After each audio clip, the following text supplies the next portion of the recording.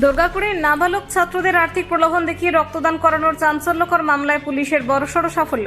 এই ঘটনায় মূল কাণ্ডারি কিংসুক মুখার্জিকে উড়িষ্যা থেকে গ্রেপ্তার করেছে দুর্গাপুর থানার পুলিশ। অভিযোগ, দুর্গাপুরের বিধাননগরের এক বেসরকারি হাসপাতালে নিয়ে গিয়ে ইস্পাতনগরে একটি দামি বেসরকারি স্কুলের নাবালক পড়ুয়াদের কাছ থেকে টাকার বিনিময়ে রক্ত সংগ্রহ করা হতো। ঘটনা জানাজানি হতেই থানায় লিখিত অভিযোগ দায়ের করা হয়। তদন্তে নেমে পুলিশ প্রথমে স্কুলের প্রাক্তন ছাত্র দেবপ্রিয় চক্রবর্তীকে গ্রেপ্তার করে। তার সূত্র ধরে উঠে আসে টিএমসিপি সদস্য অমিত প্রসাদ যাদব এবং হোটেল কর্মী মোহাম্মদ হাবিবুল্লাহর নাম। তাদের জিজ্ঞাসাবাদে মূল ষড়যন্ত্রকারী হিসেবে কিংসুক মুখার্জির নাম সামনে আসে। ঘটনার পর ওড়িশায় আত্মগোপন করেছিল সে। পুলিশ সেখানে অভিযান চালিয়ে তাকে গ্রেফতার করে। নাবালকদের কিভাবে রাজি করানো হতো, আর্থিক লেনদেন কিভাবে চলতো এবং এর পেছনে কোনো বড় চক্র রয়েছে কিনা তা খতিয়ে দেখা হচ্ছে। কিংসুককে রিমান্ডে নিয়ে জিজ্ঞাসাবাদের প্রস্তুতি চালাচ্ছে পুলিশ। এদিকে স্থানীয় বিজেপি বিধায়ক চন্দ্রশেখর বন্দ্যোপাধ্যায় নিরপেক্ষ তদন্ত ও জড়িতদের দৃষ্টান্তমূলক শাস্তির দাবি জানিয়েছেন। Bureau report, Durgapur news digital.